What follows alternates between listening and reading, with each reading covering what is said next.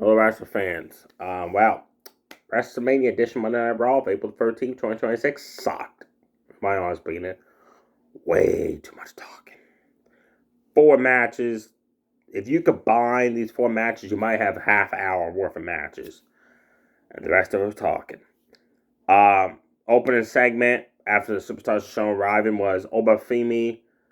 Was supposed to come out and sign the contract with Brock Lesnar, but Brock Lesnar refused to sign the contract if Oba came out. So Oba had to wait till later on the show to come out and sign the contract. So Brock, Paul Heyman hyped up the match for WrestleMania Night 2, was the opening match, which is cool. Then Brock signed the contract, left the arena. Later on in the night, Oba Femi came out, spoke some words, signed the contract. Well, I don't understand contract signings, but the match is always made official. I get it if they sign a contract to make a match official. But when you've had this match made official for 3 weeks, then you do a contract sign, it makes no sense. I did like what Oba Femi said tonight. He said there's a new beast in the WWE, and that's him. That was cool. Charlotte Flair, Ada Valkyria opened the show match-wise with Bayley and Alexa Bliss at ringside. Charlotte Flair walked over Valkyria after she ran and shoulder tackled her down. That ticked off Valkyria. She got up, pie face Charlotte twice, slapped her across the face, spit heel kicked her, knife sweep takedown her twice, Northern Lights suplexed her, Charlotte Flair kicked out all that cool sequence. Repeatedly smashed her face off the mat. Big boot her in the face 3 times, did the slow awful chops, top rope cross body. Valkyria rolled over, got a 2 count on that. Charlotte Flair kicked out. Valkyria fought back, went to do a move over the ropes to the outside. Charlotte Flair moved out of the way, so Valkyria crashed a burn on the outside. Then she big booted her in the face as she got up, got her in the ring. Went for natural selection, and basically never even touched her. Valkyria's like, what the heck, right? Like, you can see on her facial expression, she didn't know why Charlotte ran and to do a natural selection when she's not even there, right? She missed her completely. Charlotte Flair got up the top rope and waited for Valkyria to knock her down, deliver a top rope leg drop. That was cool to see. Charlotte Flair applied the figure 8 submission. Valkyria got free of that, rolled her up. Charlotte Flair kicked out of that, rolled her up, and Bayley pushed Charlotte Flair over. Referee never saw it, so Valkyria ended up with the momentum roll up and got the win. So Ada Valkyria got a huge win in her career, pinning the Queen Charlotte Flair. After the match, both teams are arguing, they're shoving each other. And I was expecting the typical tag champs attacking them because they've been doing that for weeks now. But nope, that never happened tonight. That was interesting. Maybe they realized nobody wants to see this happen 4 weeks in a row. Let's change it up for a bit. And I love what Bayley said to Charlotte. She said, I've been here the same amount of time you've been here. And it's my time to shine. And it's Valkyria's time to shine at WrestleMania. I got my fingers crossed night one they win that tag team titles. And also, Nikki Bella is still out with the ankle injury. She might not actually be cleared in time for WrestleMania. That would suck because I was looking forward to the Bella twins wrestling. So they still don't know what's going to happen until WrestleMania now. They're putting a lot on that. If she can't go to compete, they're going to have to either have a backup team or just make a triple threat. But take 2 weeks and not make a replacement and just have the fingers crossed she's able to compete. That means they've got a lot running in that match with the Bella twins involved. Io Sky took on Kairi Sane one-on-one for a backstage segment. Fast match. Bell rang. Io Sky super kicked her in the face. Knee smashed her in the face. Running me roll in the corner. Top rope moonsault. Went for it again. Kairi Sane got the knees up. Then jumped up, had top rope form, smashed Io Sky. Both of them fighting the top rope. Suddenly, Io shoves Kairi Sane off the top rope. Referee's checking on her. Asuka jumps up. Whiplashes Io Sky back of the head off the ring post. Rhea Ripley runs out, goes to Riptide Asuka.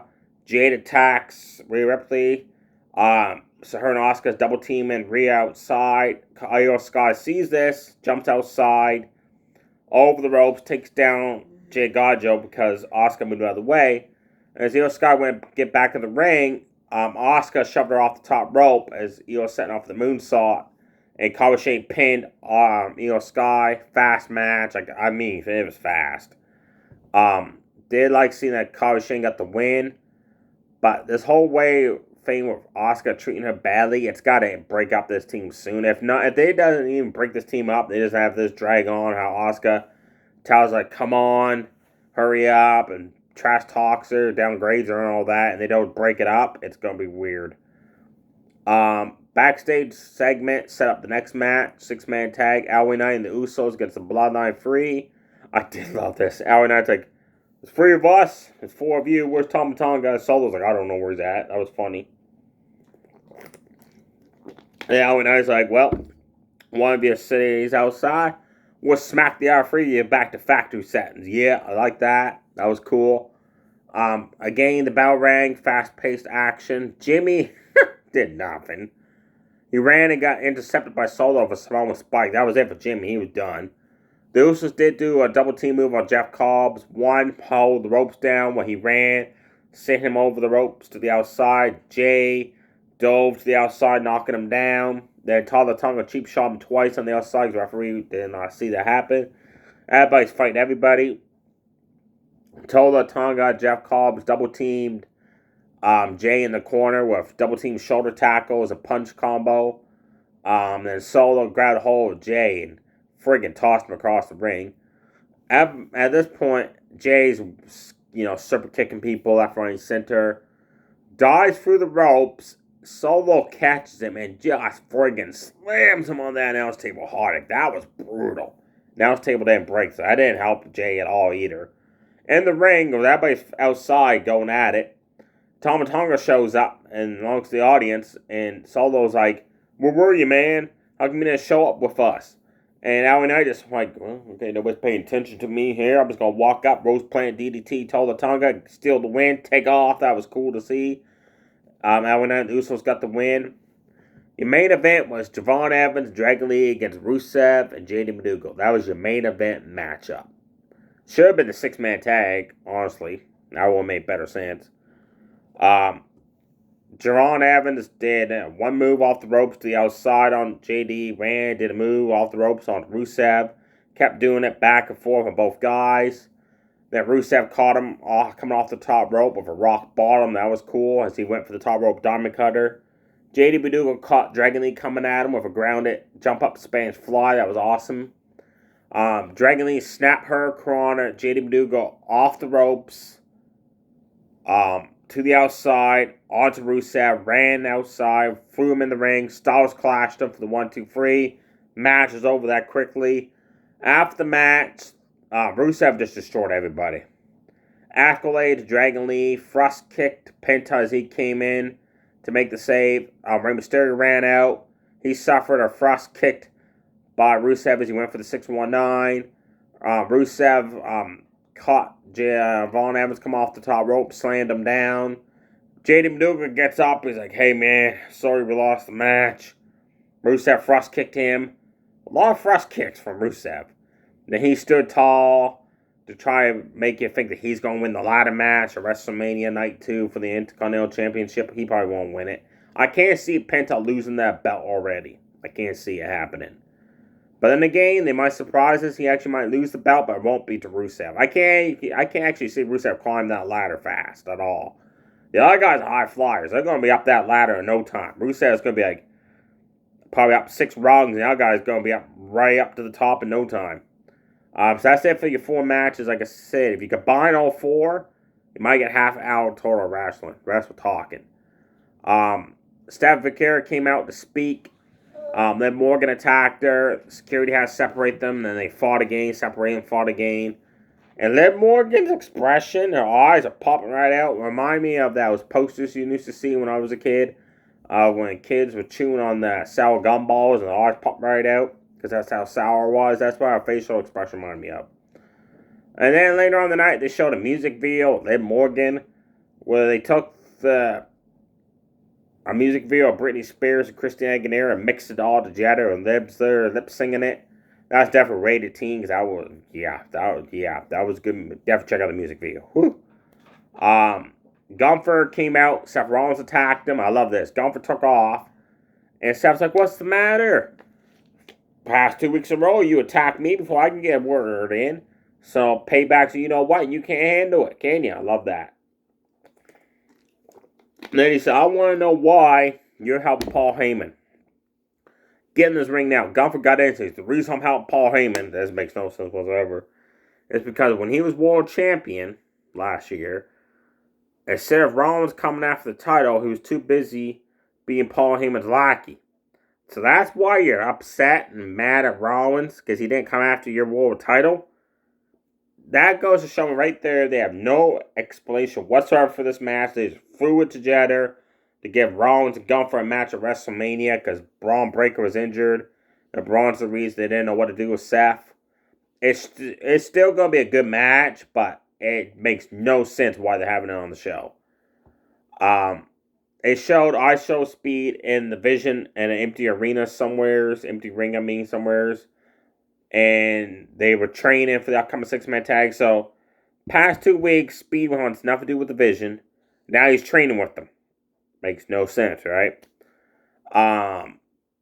Dominic was backstage talking to Adam Pearce in his office. Wants to get out of the match at WrestleMania Sunday because he doesn't want to fight Finn Balor because he's afraid Finn Balor's going to try and injure him on purpose. And Adam Pearce says, you know what? I don't have time to deal with this. And he left the office. Like, that's your office. You're leaving it. And leaving Dominic in the office. That was hilarious. Roman Reigns, CM Punk ended the show by talking again. Nothing exciting. Like 2 weeks ago, they brawled. The week after that, they brawled. Roman was not even there last week. And now this week, they talked in the show. So there you have it for Raw. A lot of freaking talking for the WrestleMania edition. That was a complete letdown. Thankfully, SmackDown has the Andre the Giant Memorial Battle Royal happening this Friday in a street fight between the Wyatts and the Bloodline 3 to make up for this awful edition of Monday Night Raw. Let me know below in the comments if you actually enjoyed Raw this week or you're like me, disappointed in it. Go in the video showing 2 wrestlers I found last night. I have one of them, but I wanted the other guy, and then they have both because they're a tag team. And the week before, I was looking for them. They didn't have any in stock. Last night, I saw one of them. I ran. Like my mom said, that's the fastest she ever seen me run down an aisle to get a wrestler. And they had the other one. And ladies and gentlemen, I present to you the Motor City Machine Guns. I got the machine guns. So happy for this. I love how they're doing the machine gun poses. I love the back, too. I have a Chris Sabin in my room where he was the TNA World Champion. I never had an Alex Shelley, so I had to get both because I love the Motor City Machine Guns. I'm a huge fan of them. And I just realized they're not even on WrestleMania this year. They were on last year, but not this year. And they hardly never wrestle because they signed a contract, apparently, that they will wrestle, but they're going to spend more time backstage training and helping the newcomers out. That's cool. Yeah. I also like that Chris Sabin's got the little spiked up horns on top of his hoodie. And Alex Shelley's got his long hair on one side. That's cool. It looks just like him. I'm super happy I got these guys. The only ones I'm after now in this lineup is Action Smash for Demolition. I am hoping that my store gets them in. These were made months ago in my store. Just got them in. So I'm thinking that they're a few months behind getting the other ones in. So I got my fingers crossed Action Smash will show up someday at that store to get them. There you have it, folks. Let me know below in the comments what WrestleMania matches you're looking forward to, what ones you're not looking forward to, and what were your thoughts on WrestleMania edition on Monday Night Raw. Did you like it? Did you hate it? Or are you in between? Stay safe, everybody. Too sweet. Bye.